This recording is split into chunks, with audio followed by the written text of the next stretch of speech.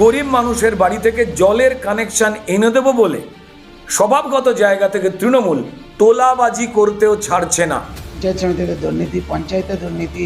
2025 সালে আমাদের যখন মিটিং হয়েছিল বলেছিল 2025 সালের মধ্যে জলের কাজ সম্পন্ন হবে, কিন্তু এখনো পর্যন্ত আমার গ্রাম পঞ্চায়েতেই কোনো কাজ শুরু হয়নি। তারা শ্রমিকের মাইনে থেকে সেখান থেকে তারা কাটমানি খাচ্ছেন। ভাবে নির্বাচন কেন্দ্রে ঢুকে 8টা পঞ্চায়েতকে পুরো বিজেপি যে তার সার্টিফিকেট ছিঁড়ে সেই জরি শিল্প ধ্বংসের পথে, এবং সেই জরি শিল্পের যারা শ্রমিকেরা রয়েছেন তারা ওই এলাকাতে যে কলকারখানাগুলো গুজিয়ে উঠেছে সেখানেই তারা কাজ করতে বাধ্য। আজ এক প্রেস কনফারেন্সের মাধ্যমে সাকরাইলের বিধায়ক প্রিয়া পালের বিরুদ্ধে সরাসরি তোপ দাগল বিজেপি নেতৃত্ব। এলাকার উন্নয়ন থমকে যাওয়া এবং দুর্নীতির অভিযোগ তুলে বিজেপি আজ জনসমক্ষে একটি প্রতীকী চার্জশিট প্রকাশ করেছে। এদিনের কর্মসূচিতে প্রধান বক্তা হিসেবে উপস্থিত ছিলেন বিজেপি নেতা ও অভিনেতা রুদ্রনীল ঘোষ। বিধায়কের তীব্র সমালোচনা করে তিনি বলেন, নির্বাচনের আগে দেওয়া বড় বড় প্রতিশ্রুতি আজ ধুলোয় মিশেছে। সাধারণ মানুষ যখন ন্যূনতম পরিষেবার জন্য লড়াই করছে, তখন একদল দুর্নীতির পাহাড়ে চলে বসে আছে। রুদ্রনীল স্পষ্ট জানান, বিধায়ক মানুষের প্রত্যাশা পূরণে সম্পূর্ণ ব্যর্থ। এই তৃণমূল সরকার উন্নয়নের নামে মানুষের জীবনকে কিভাবে বিষাক্ত করে তুলেছে মিথ্যে প্রতিশ্রুতি দিয়ে।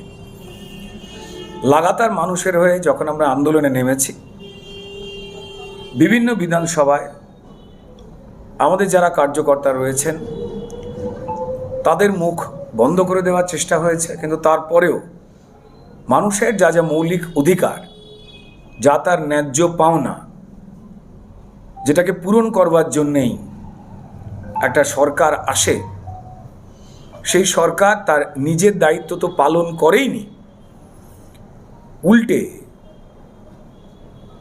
কি কাজ করলে মানুষের জীবন অতিষ্ঠ হয়ে যায় এবং মানুষেরই ট্যাক্সের টাকা আত্মসাৎ করা যায়, এবং নিজেদের দোষ ঢাকতে কিভাবে ক্রিমিনাল এবং পুলিশকে লেলিয়ে দেওয়া যায়, প্রত্যেকটি বিধানসভায় তার উদাহরণ তারা তুলেছেন। মাত্র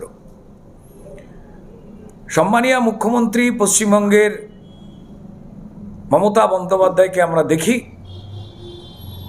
যে ইদানিং হঠাৎ করে দিল্লি বিভিন্ন জায়গায় দৌড়াদৌড়ি করছেন, কিন্তু যে নাগরিকেরা বিপন্ন হয়ে রয়েছেন পশ্চিমবঙ্গে, যাদের প্রতিশ্রুতি দেওয়া হয়েছে প্রত্যেক মুহূর্তে, অথচ যা রাখা হয়নি, তার জন্য কোনো জায়গাতেই মমতা বন্দ্যোপাধ্যায়কে দৌড়তে দেখা যায়নি। কার্যত তিনি স্পষ্ট করে দিয়েছেন, দিল্লি যাবতীয় দৌড়াদৌড়ি তা শুধুমাত্র ব্যক্তিগত ক্ষমতা ধরে রাখবার জন্য মানুষকে ভুল বোঝাবার একটা প্রয়াস।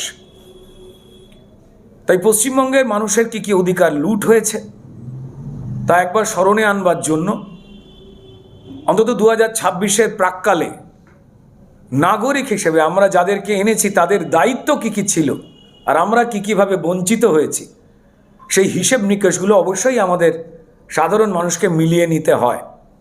তাই প্রতিটি বিধানসভায় নিখুঁতভাবে মানুষের সঙ্গে কথা বলে যে দুর্নীতি বলুন, যে উদাসীনতা বলুন, যা মানুষের জনজীবনকে তছনছ করে দিয়েছে,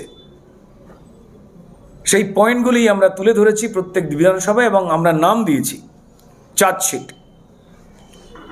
এই চার্জশিটের এক একটি লাইনও তৃণমূলের যে কোনো নেতা, মন্ত্রী বা কর্মীরা তারা কেউই অস্বীকার করতে পারবেন। আপনাদের সামনে অনেক গুরুত্বপূর্ণ পয়েন্ট রয়েছে, বিশেষ কয়েকটি পয়েন্ট আমরা তুলে ধরব, কারণ পাহাড় প্রমাণ উদাসীনতা এবং দুর্নীতি তা প্রতিটি বিধানসভার মানুষ, বিশেষ করে সাকরাইল বিধানসভার মানুষ তাদের যন্ত্রণা যদি বলতে শুরু করেন তো তাহলে মাস কাভার হয়ে যাবে, এমনকি 2026-এর ইলেকশন পেরিয়ে যাবে। কিছু পয়েন্ট আমরা তুলছি যে বিষয়ে অধিকাংশ মানুষ তার যন্ত্রণা ব্যক্ত করেছেন, তাদের কণ্ঠস্বর ভারতীয় জনতা পার্টি এটা বিশ্বাস করে। আপনারা সবাই জানেন যে দেশ জুড়ে যে বিভিন্ন প্রকল্প কেন্দ্র সরকার থেকে তুলে ধরা হয়েছে, তার যথারীতি অন্যান্য বিধানসভায় যেভাবে লুট হয়, ঠিক সাকরাইল বিধানসভাতে সাকরাইলের সম্মানীয় যিনি বিধায়িকা, তিনি তার বাহিনী নিয়ে লুট করে যাচ্ছেন। উদাহরণস্বরূপ বলতেই পারি, জল জীবন মিশন শুধুমাত্র যারা একটু সচ্ছল পরিবারের মানুষ তারাই পরিশ্রিত জল বা পানি খাবেন এমনটা তো হতে পারে না, তা সবার জন্যেই। এবং যে কারণেই যাতে প্রত্যেকের বাড়িতে, গরিব মানুষের বাড়িতে, প্রান্তিক মানুষের বাড়িতে পরিশ্রুত জল পৌঁছতে পারে, তার জন্য হাজার হাজার কোটি টাকা বরাদ্দ করছেন কেন্দ্রীয় সরকার। কিন্তু দুর্ভাগ্যজনকভাবে তৃণমূল যে তিমিরে, যে অন্ধকারে থাকা স্বভাব, সেটাই প্রমাণ করে সাঁকরাইলে জল জীবন মিশন প্রকল্পে লোকের বাড়ি বাড়ি, বিশেষ করে সারেঙ্গা, ধুলাগড়, মানিকপুর, নলপুর, রঘুদেব বাটি, বিভিন্ন জায়গাতে অধিকাংশ ক্ষেত্রেই মানুষের বাড়িতে জল পৌঁছেই দেয়নি। উল্টে যে জলের জন্য কেন্দ্র সরকার হাজার হাজার কোটি টাকা বরাদ্দ করছে যাতে গরিব মানুষ তারা ভালো থাকতে পারেন, সেই গরিব মানুষের বাড়ি থেকে জলের কানেকশন এনে দেবো বলে স্বভাবগত জায়গা থেকে তৃণমূল তোলাবাজি করতেও ছাড়ছে না। চূড়ান্ত বড় অপরাধ, কারণ যে অপরাধ, জল ছাড়া মানুষের জীবন আমরা জানি যে শূন্য, সেই জল নিয়েও তারা অপরাধ করতে থামছে না। তাই প্রথম চার্জশিট, আমাদের চার্জশিটের প্রথম পয়েন্ট জল নিয়ে। জল মানেই জীবন, আর সেই জীবন চুরি করছে সাঁকরাইলে তৃণমূল জলদূষণের ক্ষেত্রে। এবং এক্ষেত্রে খুব গুরুত্বপূর্ণভাবে যদি আমরা দেখি যে আপনারা সকলেই জানেন যে বাণীপুরের যে বুড়ি খাল রয়েছে, সেই খালের কোনো সংস্কার নেই। সেই খালের জল এতটা দূষিত হয়ে গেছে, কারখানার যে আউটলেটস থেকে যে কেমিক্যালগুলো পড়ছে তার জন্য ওই জল ব্যবহার করা এক এলাকাতে দূষণ ছড়ানো হচ্ছে। নাম্বার 2, ওই জল সামান্য কেউ চাষবাস করার চেষ্টায় যদি নেন তো তাহলে জমির ফসল অবধি মারা যাবে, জমির গুণাগুণ নষ্ট হয়ে যাবে। সেই খালের কোনো রকম সংস্কার নেই। আমরা এও জানি যে সাঁকরাইলের বিস্তীর্ণ এরিয়ায় একটা সময় আমাদের কাছে গর্ব ছিল, হাওড়ার ক্ষেত্রে জরির কাজ হতো। হিন্দু, মুসলমান যারা কারিগররা ছিলেন, আমাদের ছোটোবেলায় আমরা জানতাম খুব গর্বের জায়গা আমাদের সাঁকরাইল। কিন্তু দুর্ভাগ্যজনকভাবে সেই জরি শিল্পের উপরে কোনো রকম নজরদারি না দেওয়াতে, জরি শিল্পের হিন্দু বা মুসলমান শ্রমিক তারা কি করে বেঁচে থাকবেন, তোলাবাজির আনন্দে মত্ত তৃণমূল সেটা না ভাবাতে আজকে সেই জরি শিল্প ধ্বংসের পথে। এবং সেই জরি শিল্পের যারা শ্রমিকেরা রয়েছেন তারা ওই এলাকাতে যে কলকারখানাগুলো গুজে উঠেছে সেখানেই তারা কাজ করতে বাধ্য। আবার বলছি যে কোনো রকম উচ্চবিত্ত মানুষের সংখ্যাধিক্যের জায়গা নয় এই সাঁকরাইলটা, এই বিধানসভা। সেখানে হয় নিম্নবিত্ত মানুষ যারা খুব অল্পেতে, খুব সামান্য নাগরিক প্রাপ্তিতেই খুশি থাকেন, বা হয়তো মধ্যবিত্ত, উচ্চ মধ্যবিত্ত মানুষ ম্যাক্সিমাম থাকে। সেখানে যে কারখানাগুলো রয়েছে সেখানে টেন্ডার ভেন্ডারের কাজ তৃণমূলী নেতাদের হাতে রয়েছে, থানা চুপ করে রয়েছেন। তারা শ্রমিকের মাইনে থেকে সেখান থেকে তারা কাটমানি খাচ্ছেন এবং বিভিন্ন রকম দুর্নীতি করছেন, কোনো আইন বা কোনো কিছু তারা মানছেন না। রাস্তার সংস্কার নেই এ বলা বাহুল্য।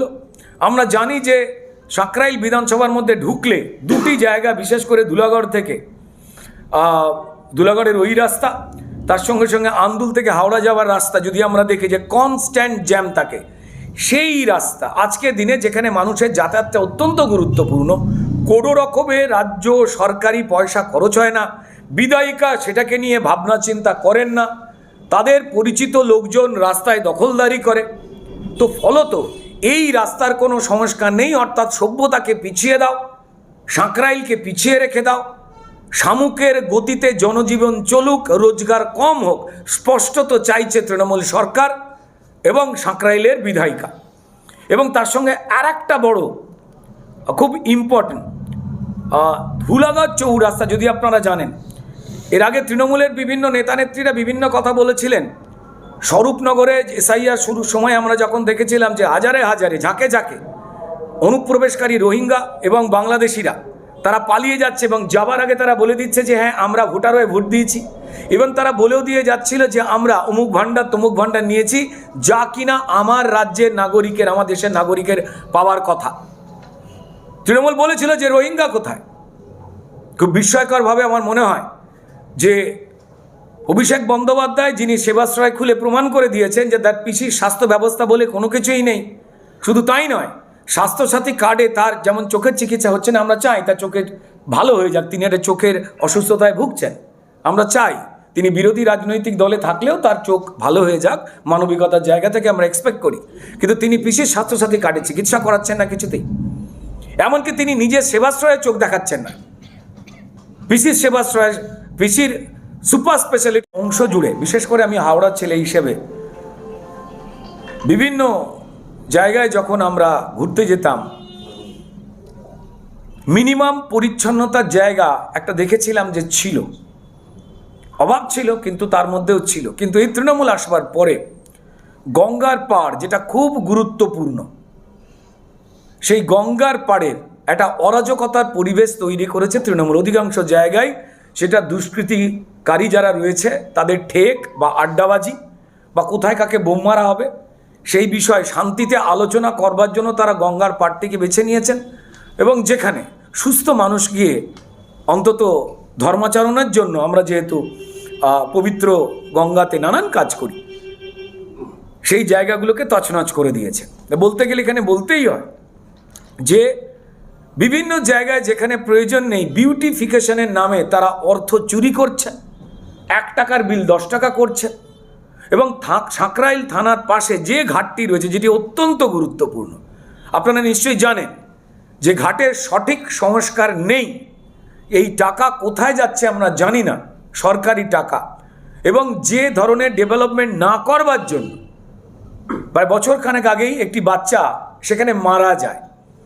অর্থাৎ গঙ্গার ঘাট নিয়ে, তার সংস্কার নিয়ে যে টাকা আসছে তা নিয়ে দুর্নীতি চলছে এবং সেদিকে নজর দেওয়া চলছে না। লাগাতার বিউটিফিকেশনের নামে 1 টাকার বিল 10 টাকা তৈরি করে ইলেকশনের আগে দুষ্কৃতীদের হাতে পয়সা কী করে গুঁজে দেওয়া যায় তার বন্দোবস্ত চলছে। আমরা জানি যে পশ্চিমবঙ্গের শিক্ষাকে তো ডুবিয়ে যেমন দেওয়াই হয়েছে, সাঁকরাইলেও সেই ব্যতিক্রম নেই। কিন্তু শিক্ষার সঙ্গে সঙ্গে স্বাস্থ্যটা একটা খুব বড় দিক। আমরা জানি সাঁকরাইল বলতে গেলে আন্দুল, সাঁকরাইল, এই দুটো ঐতিহ্যবাহী পুরনো যে এলাকা রয়েছে, এই দুটো জায়গা কিন্তু জুড়ে যায়। প্রাথমিক স্বাস্থ্যকেন্দ্র যেগুলো রয়েছে সেগুলো না থাকারই বরাবর। ডাক্তারের সংখ্যা সঠিকভাবে নেই, থাকলেও তিনি কখন আসি কখন যাই কি জানি আমি কেন মাইনে পাই, এই স্লোগানেই তারা ঘুরতে থাকেন। স্বাস্থ্যকর্মী বলুন, নার্স বলুন, তাদের কোনো ঠিক ঠিকানা নেই। অর্থাৎ মানুষের প্রাণ বিন্দুমাত্র গুরুত্বপূর্ণ নয় এই তৃণমূল সরকার মমতা বন্দ্যোপাধ্যায়ের কাছে। প্রয়োজনীয় ওষুধ, পরিচ্ছন্নতা কোনো কিছুই নেই এই প্রাথমিক স্বাস্থ্যকেন্দ্রগুলিতে। এবং আরেকটি বড় ব্যাপার, যে প্রায় 3 লাখের কাছাকাছি যেখানে নাগরিক সংখ্যা রয়েছে যে বিধানসভায়, সেখানে সরকারি একটি গুরুত্বপূর্ণ কোনো হাসপাতাল সঠিকভাবে নেই। যদিও আন্দুল মৌরিতে লক্ষ্মীরতন হাসপাতাল যেটি ছিল, যা প্রায় 1 লাখের ওপরের মানুষের কাছে অত্যন্ত, বিশেষ করে যারা গরিব মানুষ, যারা প্রান্তিক মানুষ, আমাদের ট্যাক্সের টাকা, কেন্দ্রীয় অনুদানের টাকা, যে টাকা পশ্চিমবঙ্গ সরকার নিজের পকেটে পড়ে কিন্তু যে মানুষের ভোট তারা ঠকিয়ে নেয় তাদেরই প্রাণ বাঁচাবার জন্য বিন্দুমাত্র খরচ করে না, তার বড় উদাহরণ হচ্ছে লক্ষ্মী নারায়ণ হাসপাতাল। সেটি বন্ধ হয়ে পড়ে রয়েছে। জল জঙ্গল তৈরি হয়ে গেছে, গাছপালা সেখানে তৈরি হয়ে গেছে। মমতা বন্দ্যোপাধ্যায় এবং তৃণমূল প্রত্যেক জায়গায় যে মিথ্যে কথাটি বলে যে স্বাস্থ্য ব্যবস্থা নিয়ে স্বাস্থ্যমন্ত্রী মমতা বন্দ্যোপাধ্যায় বিরাট ভাবছেন, আদৌ তো ভাবেন না। এবং সবথেকে বড় কথা, সুপার স্পেশালিটির বোর্ড তিনি বিভিন্ন জায়গায় টাঙিয়ে দেন। সুপার স্পেশালিটি দূরের কথা, অধিকাংশ জায়গাতেই নার্স বা ডাক্তারের অপ্রতুলতার জন্য রোগীকে নিজের বমি পায়খানা নিজেই পরিষ্কার করতে হয়, এই চিত্র আমরা দেখেছি। তার উপরে এখানে পুরোটা সিজ হয়ে গেছে। অর্থাৎ মানুষের জীবন নিয়ে মমতা বন্দ্যোপাধ্যায় কোনো রকম চিন্তাভাবনা নেই, এবং যা সাঁকরাইলে চূড়ান্ত রকমভাবে স্পষ্ট। আমরা জানি যে সাঁকরাইল বিধানসভায় নিম্নবিত্ত এবং নিম্ন মধ্যবিত্ত সংখ্যক মানুষের বেশি রয়েছেন সেখানে। তাদের কাছে স্বাস্থ্য বলতে গেলে বেসরকারি হাসপাতালের হাজার হাজার লাখ লাখ টাকার খরচ বেয়ার করা সম্ভব নয়। আমাদের ট্যাক্সের টাকা যে মমতা বন্দ্যোপাধ্যায় টেন্ডার ভেন্ডারের মাধ্যমে আত্মসাৎ করছেন, এবং বেশ কিছু বেসরকারি হাসপাতাল, যদি সরকারি হাসপাতাল বন্ধ থাকে তবে প্রাণ বাঁচাতে বেসরকারি হাসপাতালগুলোর উপরেই জমি বাড়ি বেচে দেবে গরিব মানুষ, এবং সেই বেসরকারি হাসপাতাল থেকে তোলাবাজিটা সারতে পারবে তৃণমূল, তার একটা চক্রব্যূহ রচনা করা হয়েছে এই সাকরাইলের বুকেতে।